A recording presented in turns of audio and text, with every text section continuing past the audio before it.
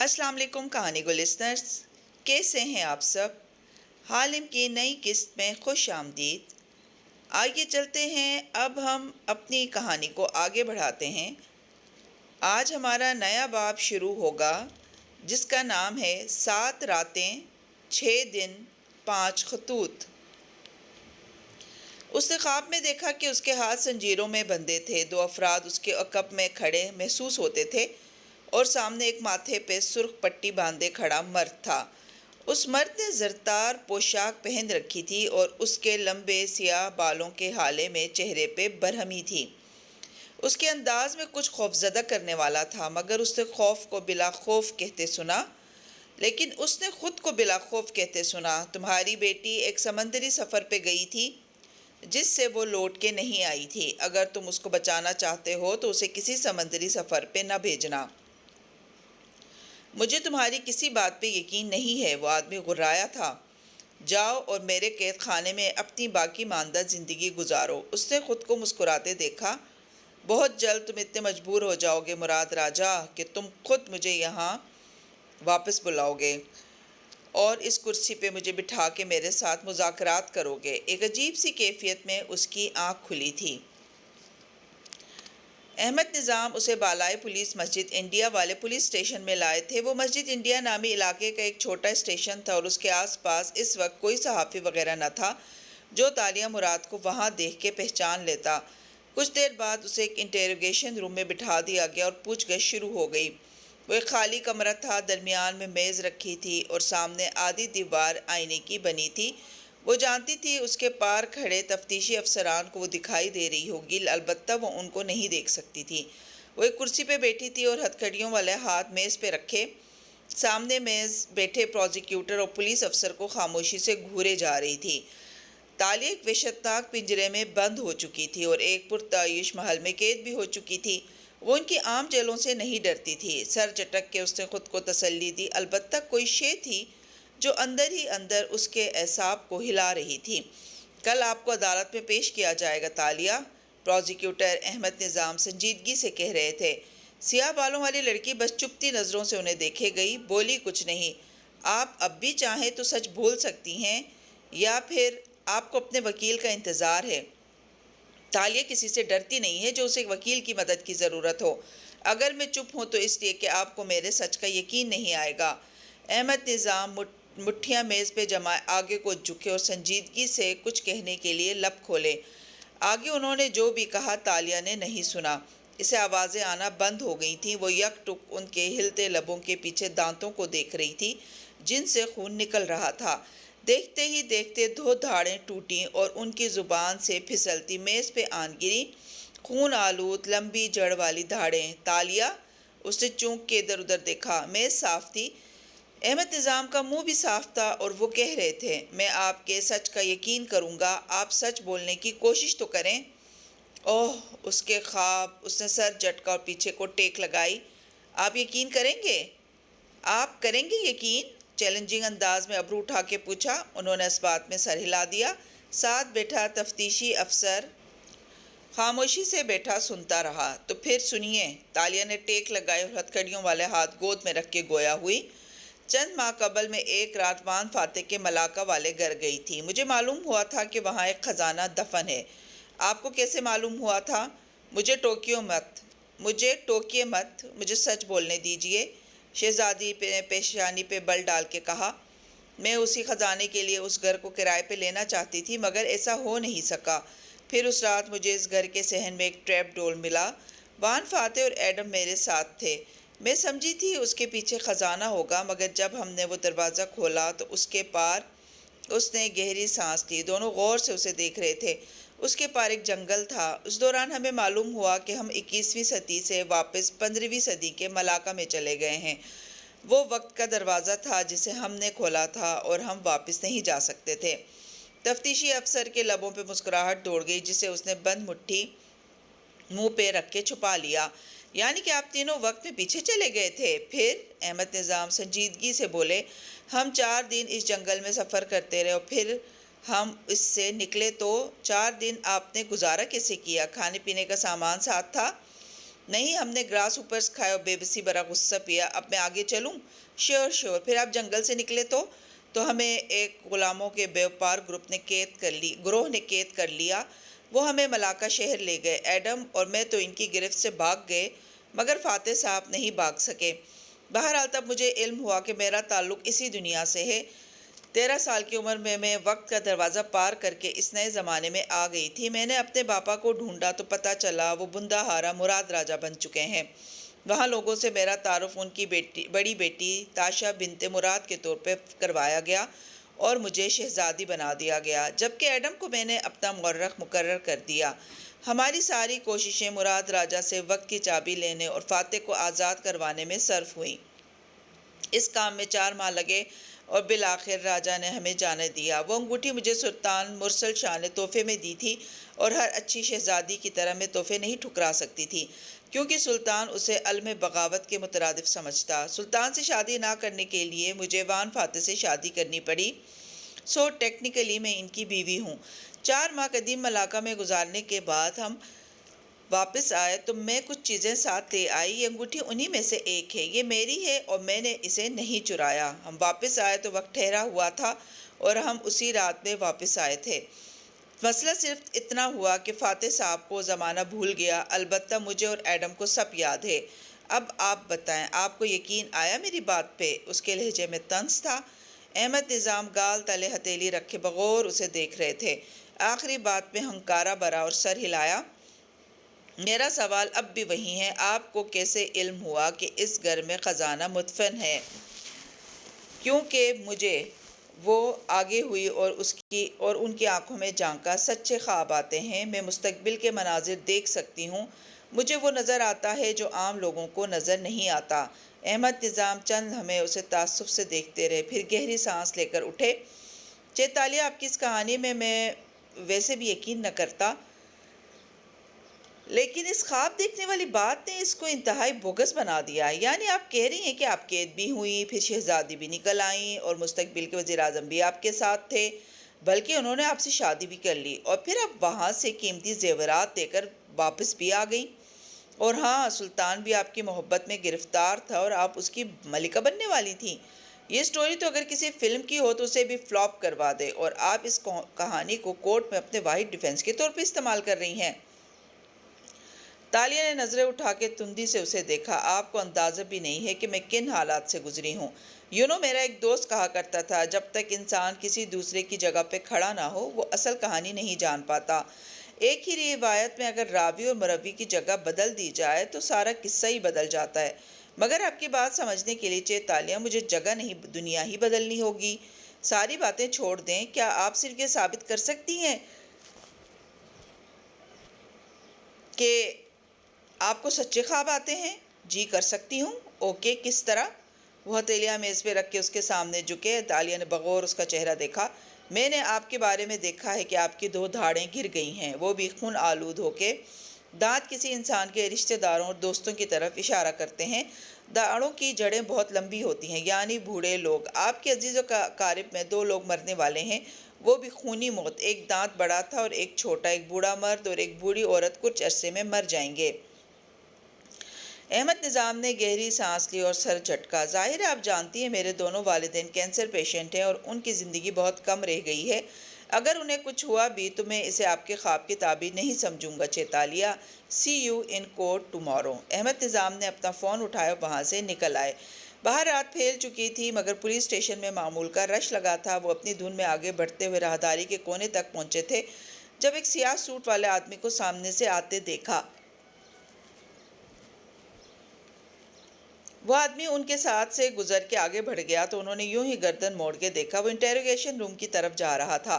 احمد نظام نے قریب سے گزرتے ایک سپاہی کو روک کے استفسار کیا، یہ آدمی کون ہے اور اندر کیوں جا رہا ہے؟ میں پتہ کرتا ہوں۔ سپاہی بھی انٹیروگیشن روم کی طرف لپکا۔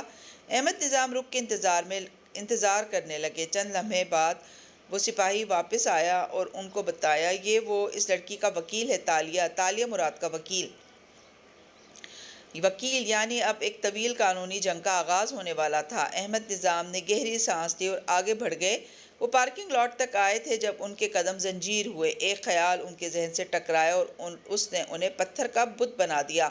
اس ایک عجیب لمحے میں ان پر انکشاف ہوا تھا کہ تالیہ مراد سچ کہہ رہی تھی۔ اگلے ہی پل وہ تیزی سے آگے کو بھاگے۔ پہلی رات وہ انٹروگیشن روم میں اسی طرح بیٹھی تھی۔ احمد نظام جا چکے تھے اور تفتیشی افسر سامنے موجود تھا۔ ان کے جانے کے بعد وہ کھنکھار کے گویا ہوئے، دیکھیں تالیہ، میں نے آپ کا بیان سنا ہے۔ اس نے افسوس سے سر ہلاتے ہوئے گہری سانس لی۔ اور میں آپ کے ساتھ ہمدردی رکھتا ہوں۔ احمد نظام کافی سخت طبیعت اور چھوٹے ذہن کے آدمی ہیں اور اوہ پلیز، اس نے بیزاری سے بات کاٹی، میرے ساتھ گڈ کاپ بیڈ کاپ مت کھیلے، مجھے آپ سے زیادہ کرتب آتے ہیں۔ اور دل میں اس نے سوچا، یہ ایک کون وومن کو کون نہیں کر سکتے، بے وقوف۔ تبھی دروازہ کھلا اور سیاہ سوٹ والا آدمی اندر داخل ہوا۔ وہ دراز قد، جیل لگے بالوں اور سانولی رنگت کا حامل ہندوستانی نقوش کا آدمی تھا جس کے ماتھے پہ بل پڑے تھے۔ اس نے کھٹاک سے ایک فائل میز پہ رکھی تو تفتیشی افسر نے چونک کے سر اٹھایا۔ دراز قد آدمی نے احمد نظام کی خالی کرسی اٹھائی اور میز کی دوسری جانب تالیہ کے ساتھ لا کے رکھی۔ پھر کوٹ کا بٹن کھولتے ہوئے بیٹھا۔ تفتیشی افسر نے تعجب سے اسے دیکھا۔ ایک منٹ، آپ ایسے کیسے اندر آ گئے؟ سانولا آدمی گردن موڑ کے تالیہ سے پوچھنے لگا، انہوں نے کوئی بدسلوکی تو نہیں کی تمہارے ساتھ؟ اور تم نے کچھ کھایا پیا ہے یا نہیں؟ اس کے انداز میں ایک اپنائیت سی تھی۔ وہ بزنفی میں سر ہلا کے رہ گئی۔ جناب، آپ کی تعریف؟ تفتیشی افسر نے برہمی سے پوچھا تو اس آدمی نے چہرہ موڑ کے تندی سے اسے دیکھا۔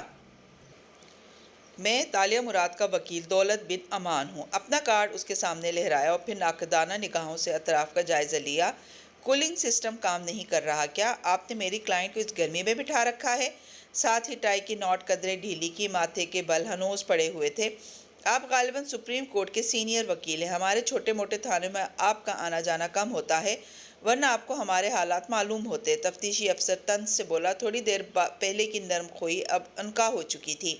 واٹ ایور، دولت امان نے اسی اکھڑے انداز میں ہاتھ جلایا۔ میں تالیہ کو لے جانے آیا ہوں۔ میرا پیرا لیگل ضمانت کے کاغذات آپ کے پولیس کمشنر کے آفس میں لے گیا ہے، آپ جا کے دیکھ لیں۔ ضمانت؟ تالیہ چونکی، مگر کورٹ تو صبح کھلے گا اور… لیکن دولت امان نے ہاتھ اٹھا کے تالیہ کو خاموش کرایا۔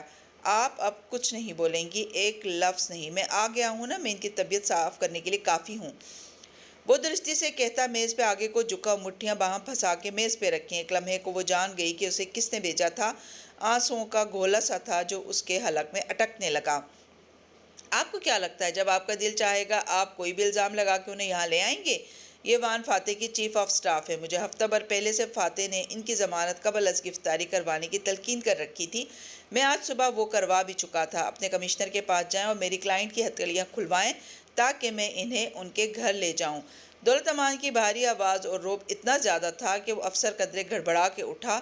میں آتا ہوں۔ وہ دونوں کمرے میں اکیلے رہ گئے تو تالیہ نے لب کھولے۔ آپ کو؟ فاتح نے الفاظ حلق میں ہی اٹک گئے، گلا روندھ گیا۔ آپ کو کیا لگتا تھا وہ اپنے دوستوں کو اکیلا چھوڑ دیتے ہیں؟ اب کہ وہ نرمی سے گویا ہوا تو بہت سے آنسو اس کے اندر ہی اندر گرنے لگے۔ فاتح اور میں کلاس فیلوز تھے، وہ مجھ پہ بہت بھروسہ کرتا ہے۔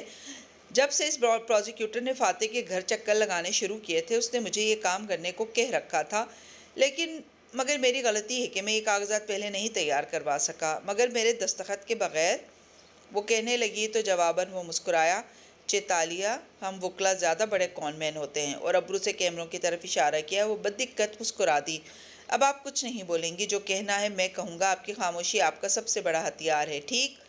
تالیہ نے اس بات میں سر ہلا دیا۔ مگر وہ انگوٹھی میں نے نہیں چرائی تھی، وہ میری تھی۔ کون سی انگوٹھی؟ تالیہ، وہ جو بغیر کسی گواہ کے پروزیکیوٹر آپ سے لے کر گیا تھا۔ آپ کی وہ انگوٹھی تو امیٹیشن تھی، وہ کوئی اصلی تھوڑی تھی۔ جس انگوٹھی کو فرانزک نے صوفیہ رحمان کی انگوٹھی قرار دیا، اس کا کیا ثبوت ہے کہ وہ آپ کی تھی؟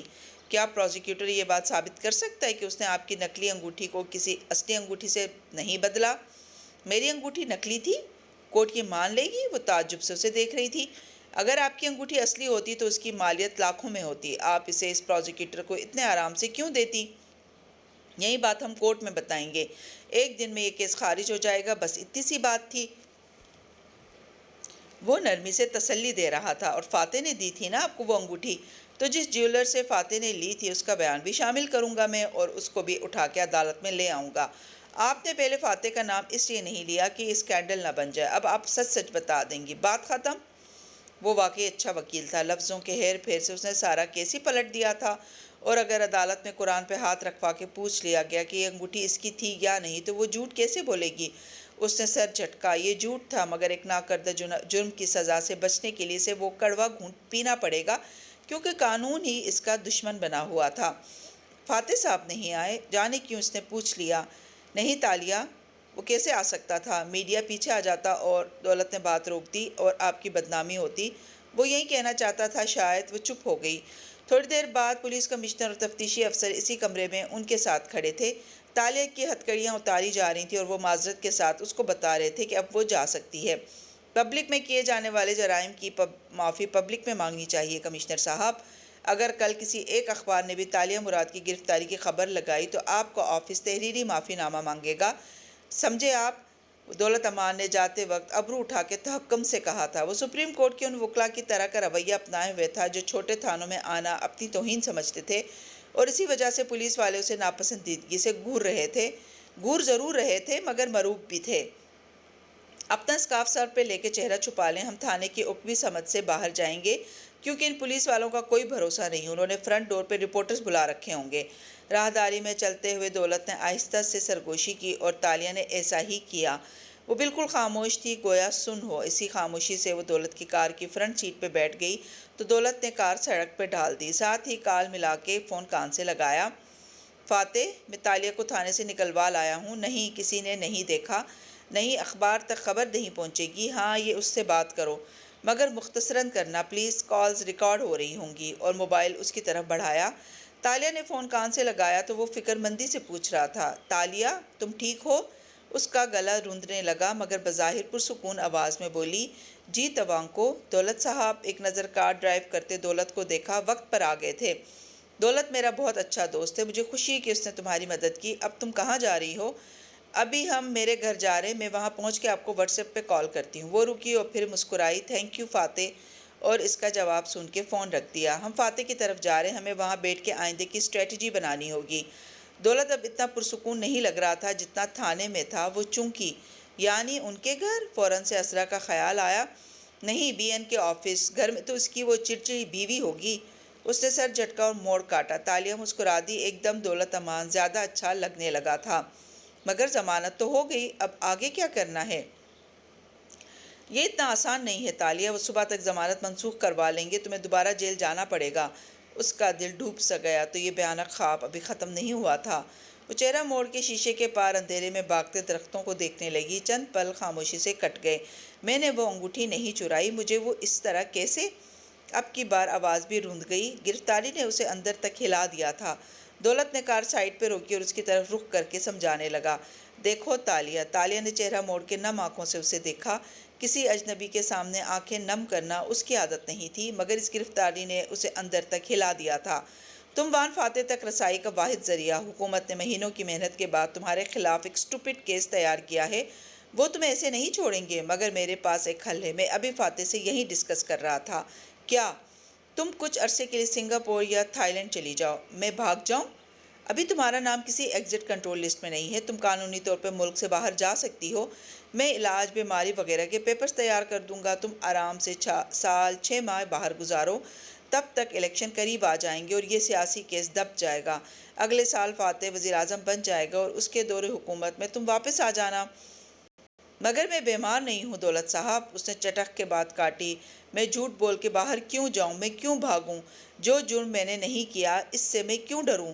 اور اگر وہ ان جرائم کو سامنے لے آئے جو تم نے کیے ہیں؟ کار میں ایک دم سناٹا چھا گیا۔ وہ دونوں چند لمحے ایک دوسرے کو دیکھتے رہے۔ تمہیں کلائنٹ بنانے سے پہلے میں نے تمہارے بارے میں تھوڑی بہت چھان پھٹک کی تھی تالیہ۔ تمہارے پاس ملیشیا کی مختلف شناختیں ہیں، جس کا مطلب ہے کہ تم واقعی کون وومن ہو۔ اور آپ نے فاتح کو بتایا؟ وہ بس نم آنکھوں سے اسے دیکھ رہی تھی۔ کیسے بتا سکتا ہوں؟ میرا لائسنس کینسل ہو سکتا ہے۔ وکیل اور کلائنٹ کی کانفیڈینشیلٹی پہ میرے جیسا وکیل کبھی سمجھوتا نہیں کرتا۔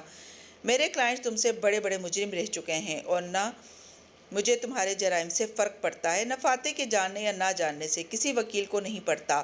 میری جاب تمہیں اس کرائسس سے نکالنا ہے۔ وہ خاموش ونڈ اسکرین کے پار اندھیر سڑک کو دیکھنے لگی۔ اسٹریٹ پولز کی روشنی بھی کالی رات سے لڑنے میں ناکام دکھائی دیتی تھی۔ ان کی کار ایک طرف کھڑی تھی اور دائیں جانب سڑک پہ ٹریفک رواں دواں تھا۔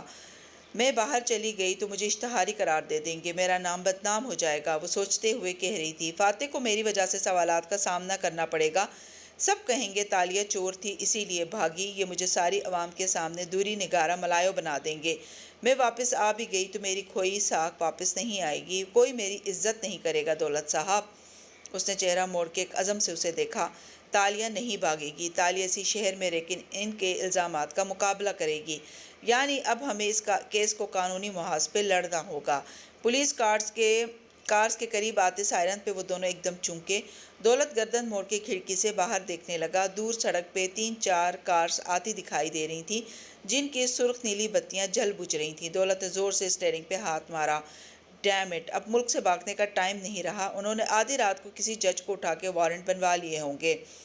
ڈیم اٹ، وہ واضح طور پہ پریشان نظر آتا تھا۔ وہ اس پریشانی کی وجہ سمجھ رہی تھی۔ تالیہ کا کیس مشکل ہوتا جا رہا تھا، اس کا دل ڈوبنے لگا، مگر اس نے گردن کڑائے رکھی۔ میں ان سے نہیں ڈرتی۔ 4 کاریں ان کے آس پاس آ کے رکیں، دروازے کھلے اور ان سے بہت سے سپاہی باہر نکلے۔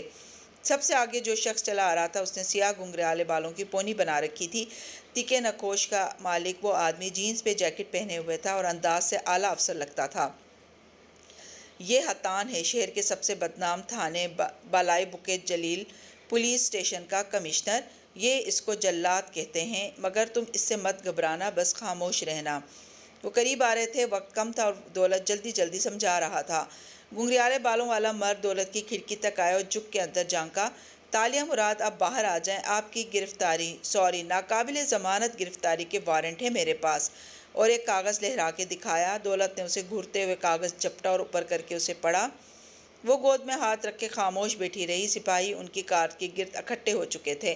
ٹھیک ہے، تالیہ تمہارے ساتھ چلی جائے گی، لیکن دولت نے اسے ہٹنے کا اشارہ کیا تو حتان سیدھا ہو کے ایک طرف ہو گیا۔ دولت دروازہ کھول کے باہر نکلا اور اسے گھور کے آہستہ سے بولا، تمہارا تھانہ میڈیا کے نمائندوں سے بھرا رہتا ہے، تم تالیہ کو لے جانے سے پہلے رپورٹرز کو وہاں سے ہٹاؤ گے۔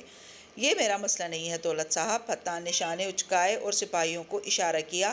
میری بات سنو حتان، وہ درشتی سے بولا، مجھے میری کلائنٹ کی ہتھکڑیاں لگے تھانے میں داخل ہوتی تصاویر اخبار میں نہیں چاہیے۔ حتان نے شانے اچکائے، ہمارے تھانے میں کوئی پچھلا دروازہ نہیں ہے اور میں ایک کون وومن کو گرفتار کر کے لے جا رہا ہوں، مجھے تو سامنے سے ہی جانا چاہیے۔ تالیہ کے لیے مزید برداشت کرنا ممکن نہیں تھا۔ دروازہ کھول کے چپ چاپ خود باہر نکل آئی۔ ایک سپاہی آگے آیا تو اس نے اپنے ہاتھ سامنے کر دیے۔ ہتھکڑی ایک دفعہ پھر ان کلائیوں پہ لگ گئی۔ دولت نے غصے بھری بے بسی سے سر کی پشت پہ ہاتھ رکھا۔ ٹھیک ہے، مگر تم میری کلائنٹ کا چہرہ کور رکھو گے۔ جواباً حتان نے محض بازو لہرا کے اسے الوداع کہا۔ ہاں ہاں، کل کورٹ میں ملتے ہیں، اور تالیہ کو آگے چلنے کا اشارہ کیا۔ تالیہ، ایک لفظ بھی مت کہنا، اوکے، اور میں پیچھے آ رہا ہوں۔ وہ کار میں بیٹھتے ہوئے چلا کے ہدایات کر رہا تھا۔ وہ چپ چاپ کار کی پچھلی نشست پہ بیٹھی تو ساتھ موجود سپاہی نے ایک سیاہ تھیلا سا اس کے سر پہ پہنا دیا۔ اب اس کا سر کندھوں تک چھپ گیا، ہونٹوں کی جگہ سانس لینے کے لیے سوراخ بنے تھے، آنکھوں کے آگے اندھیرا چھا گیا تھا۔ تھانے اور کورٹ کچہری لے جاتے وقت اکثر ملزموں کا چہرہ کیپ، نقاب یا اسی طرح کے سیاہ ڈاٹوں سے چھپا دیا جاتا تھا تاکہ ان کی اخبار میں چھپی تصویریں ساری عمر کے لیے ان کو شرمندہ نہ کریں، کیونکہ ملزم اپنا جرم ثابت ہو جانے سے پہلے تک معصوم ہی تصور کیا جاتا ہے۔ تالیہ نے سر سیٹ کی پشت سے ٹکا دی اور آنکھیں موند لیں۔ وہ جانتی تھی میڈیا تھانے کی بیرونی سیڑھیوں پہ موجود ہوگا۔ اب کوئی بھی شے اس کے نام اور سیاہ تھیلے میں بند چہرے کو خبروں کی زینت بننے سے نہیں روک سکتی تھی۔ ایک طویل سفر کے بعد جب اسے کار سے اتارا گیا تو اپنے ارد گرد دھکم پیل محسوس کر سکتی تھی۔ رپورٹرز کی آوازیں، سوالات، چہ تالیہ کی پکار، چور، کون وومن، وان فاتح سے تعلق، اسے سیاہ ڈاٹے میں بھی کیمروں کے چمکتے فلیش بار بار محسوس ہو رہے تھے۔ یوں لگتا تھا ہر طرف سے رپورٹر سر پہ چڑھتے آ رہے ہوں۔ تالیہ کا دل ڈوبتا جا رہا تھا، اسے سانس نہیں آ رہی تھی، وہ سر جھکائے بددقت زینے چڑھ رہی تھی۔ پولیس آفیسرز اسے رپورٹرز کے نرغے سے بددقت گزار کے اوپر لے جا رہے تھے۔ یہ سب اس کی توقع سے کہیں زیادہ مشکل تھا۔ کل کے اخبار میں اس کے نام کے ساتھ 6 سرخیاں لگی ہوں گی۔ سارا ملک جان جائے گا۔ بی این کے آفس میں جو لوگ اس کی عزت کرتے تھے، سوپ پارلر والی، ایلیٹ سوسائٹی کی سوشلائٹ عورتیں جن کی پارٹیز میں وہ جاتی تھی، آرٹ کی دنیا میں موجود اس کے دوست جو اسے ایک آرٹ لور کے طور پہ جانتے تھے، کل صبح جب سب جان جائیں گے کہ تالیہ مراد ایک فراڈ تھی، عدالت اب اسے بری کرے یا سزا دے، وہ ہمیشہ کے لیے بدنام ہو چکی تھی۔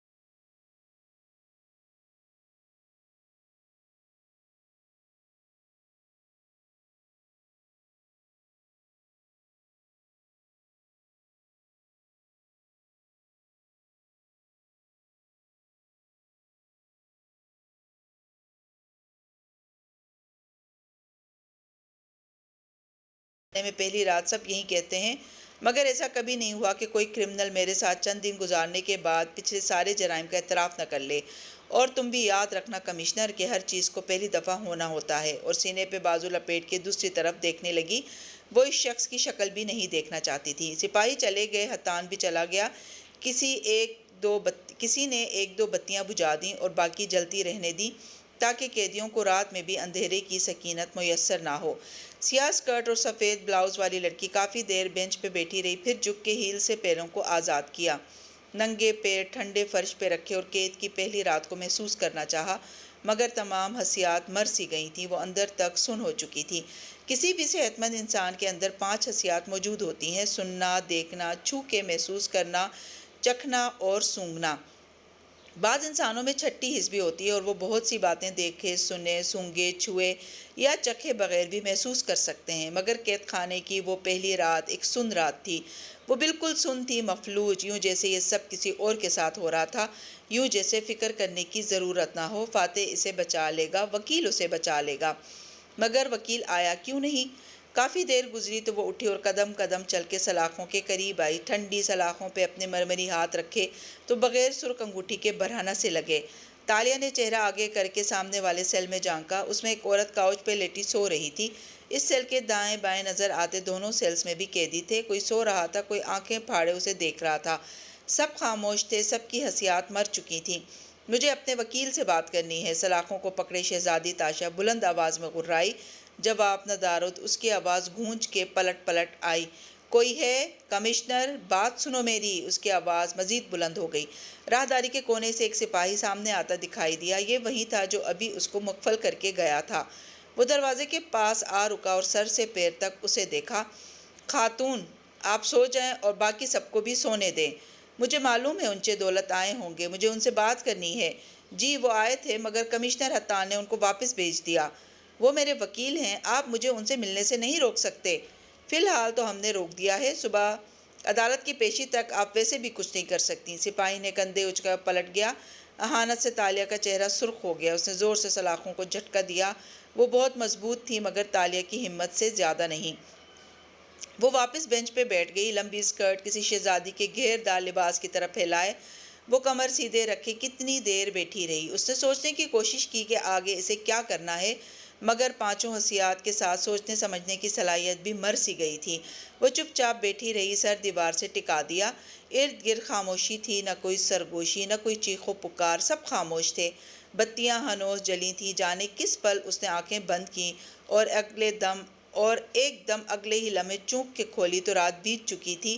وقت کے کھیل بھی انوکھے تھے۔ جی تو کہانی گو لسنرز، آج کی ایپیزوڈ آپ کو کیسی لگی؟ کمنٹس میں اپنا اظہار ضرور کیجیے گا، اور چینل پر نئے ہیں تو چینل کو سبسکرائب کرنا نہ بھولیں۔ شکریہ۔